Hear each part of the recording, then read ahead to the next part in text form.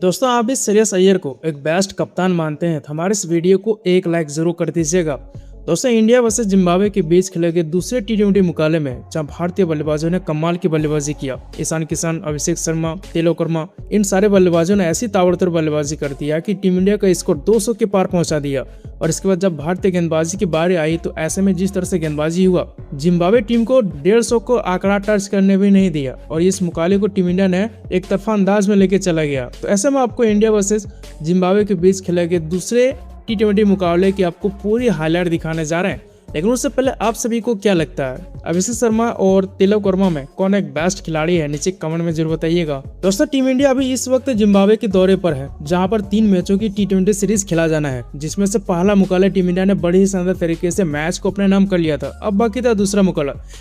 मुकाबला team India Zimbabwe के Harare sports club में खेला गया, जहां पर टॉस घुमाया गया और टॉस जिम्बाब्वे का कप्तान ने जीता और उन्होंने पहले गेंदबाजी करने का फैसला किया। तो वहीं टीम इंडिया को पहले बल्लेबाजी के लिए आमंत्रित किया, लेकिन जिस तरह से भारतीय बल्लेबाजों ने अपना बल्लेबाजी किया, ऐसे में उसके फैसले को पूरी तरह से गलत साबित कर दिया, क्योंकि सिर्फ छक्के और चौके की बरसात कर रहा था और ऐसे में लग रहा था कि मैच नहीं चल रहा था, बल्कि इस मैच की पूरी हाईलाइट ही चल रहा था। टीम इंडिया की तरफ से सलामी ओपनर बल्लेबाज वैभव सूर्यवंशी और अभिषेक शर्मा बल्लेबाजी करने के लिए आते हैं, तो वहीं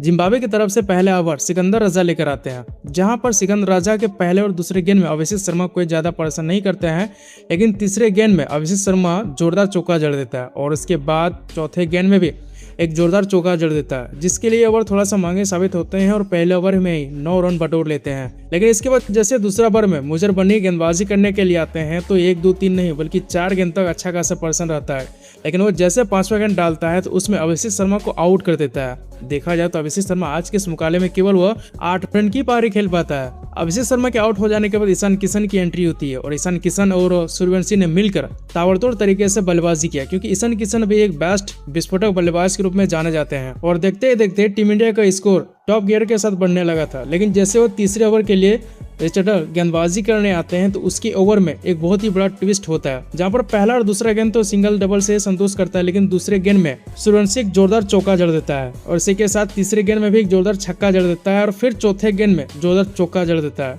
और फिर 5वें गेंद में एक जोरदार चौका जड़ देता है, जिसके लिए ओवर थोड़ा सा महंगे साबित हो रहे थे। लेकिन जैसे वो छठा गेंद डाला, रिचर्डन के छठे गेंद में वैभव सूर्यवंशी आउट हो जाते हैं। देखा जाए तो सूर्यवंशी आज के इस मुकाबले में 9 गेंद में 20 रन की सबसे बढ़िया पारी खेला। सूर्यवंशी के आउट हो जाने के बाद अब यहाँ पर श्रेयस अय्यर की एंट्री होती है। श्रेयस अय्यर और ईशान किशन मिलकर साझेदारी को बढ़ाना शुरू कर देता है और पावर प्ले तक टीम इंडिया 2 विकेट के नुकसान पर 53 रन का स्कोर खड़ा कर लेता है। देखा जाए तो क्रीज पर जिस तरह से ईशान किशन बल्लेबाजी कर रहा था, ऐसे में पूरी तरह से तांडव ही कर रहा था और सिर्फ छक्के और चौका की ही बरसात कर रहा था और लगभग 9 ओवर तक ठीक चल रहा था। लेकिन 10वें ओवर में बेनेट गेंदबाजी करने आते हैं तो उसके पहले गेंद पर ईशान किशन जोरदार चौका जड़ता है, इसके बाद दूसरे गेंद में भी चौका जड़ता है और चौथे गेंद में भी चौका जड़ देता है। लेकिन लास्ट के गेंद में पूरी तरह से ट्विस्ट होता है और कहीं ना कहीं श्रेयस अय्यर को ब्रेन फंसा लेता है, जहां देखा जाए तो श्रेयस अय्यर आज के इस मुकाबले में 20 गेंद में 25 रन का स्कोर खड़ा कर पाता है। श्रेयस अय्यर के आउट हो जाने के बाद यहाँ से तिलक वर्मा की एंट्री होती है। तिलक वर्मा और ईशान किशन ने मिलकर साझेदारी को बढ़ाना शुरू कर देता है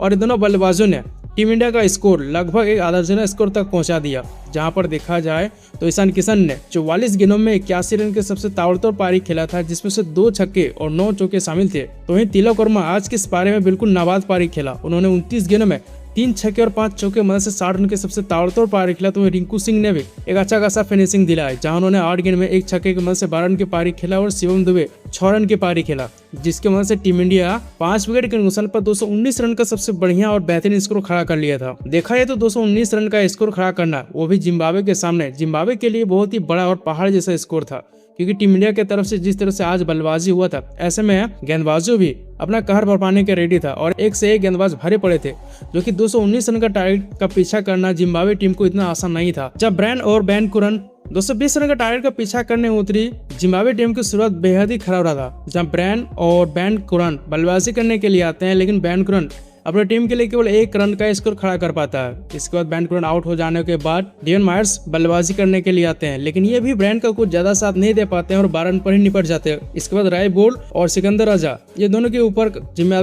दोनों के ऊपर जिम्मेदारी बढ़ गया था कि टीम इंडिया के सामने एक अच्छा खासा स्कोर खड़ा करे और टारगेट के बिल्कुल करीब लेकर जाए, लेकिन ये दोनों भी बल्लेबाज टीम इंडिया के सामने पूरी तरह से घुटने टेक दिए। जहां रायन ने 20 रन की पारी खेला तो सिकंदर राजा 0 पर निपट जाते हैं। इसके बाद वेस्ले 2 रन बनाकर आउट हो जाते हैं और मारू मनी भी 24 रन की पारी खेल पाता है। इसके बाद ब्रैड एवंस 19 रन और यहाँ से कोई भी ऐसे बल्लेबाज नहीं थे जो कि अपनी टीम के लिए अच्छा खासा स्कोर खड़ा कर पाता और 17.5 ओवर में ही पूरी तरह से अपना 10 विकेट गवा देते हैं और जिम्बाब्वे की टीम 129 रन का स्कोर खड़ा कर लेता है और टीम इंडिया इस मुकाबले को बड़ी शानदार तरीके से 90 रनों से अपने नाम कर लेता है। बात करें भारतीय गेंदबाजी के बारे में तो मयंक यादव ने 3 ओवर में 25 रन खर्च करके एक भी विकेट हासिल नहीं कर पाए, तो वहीं यश ठाकुर को 2 विकेट मिला और इसके बाद प्रिंस यादव ने भी 2 विकेट चटकाया और यहाँ जाकर रवि बिश्नोई, शिवम दुबे और तिलक वर्मा को 1-1 विकेट मिला और अभिषेक शर्मा ने भले ही आज के बल्ले से कोई आतिशबाजी नहीं कर पाया था, लेकिन गेंदबाजी में उन्होंने 3 विकेट ले लिए थे, जिसमें से 2.5 ओवर में 17 रन खर्च करके दिया था और इस मुकाबले को जीतते ही टीम इंडिया सीरीज को